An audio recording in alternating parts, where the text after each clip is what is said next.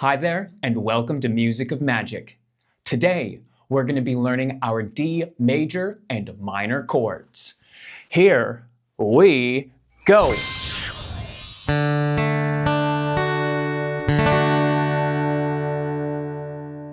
The D major chord uses strings 1, 2, 3, and 4, and uses our fingers 1, 2, and 3. It does not use strings 5 or 6. We're going to begin by using our 4th string and playing it open. Next, we have our 1st finger on the 2nd fret of the 3rd string. After, we have our 3rd finger on the 3rd fret of the 2nd string. And finally, we have our 2nd finger on the 2nd fret of the 1st string.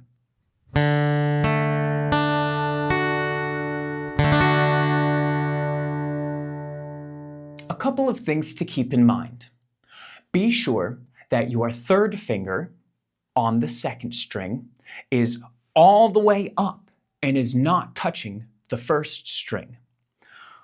Also, be sure that your 2nd finger on the 1st string is being pushed down all the way to the wood.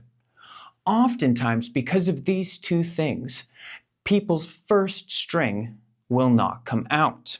So if you do a string check, make sure your 1st string comes out.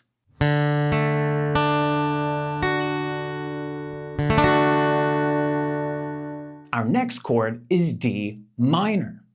And D minor really is like D major, except we're just moving the 1st string down 1 fret. But in order for that to work, we actually have to change our fingers like this. Here's D major, and here's D minor. So now our 4th string is going to stay open. We have now our 2nd finger on the 2nd fret of the 3rd string. We have our 3rd finger still on the 3rd fret of the 2nd string. And we have our 1st finger on the 1st fret of the 1st string.